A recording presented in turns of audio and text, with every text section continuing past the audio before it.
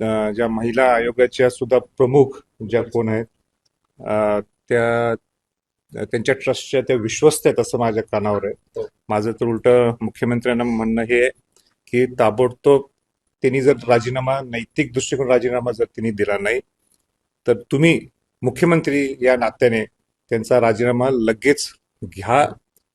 नाही राजीनामा देत असतील तर त्यांना बडतर्फ करा, अशी भूमिका मुख्यमंत्र्यांनी घ्यावी.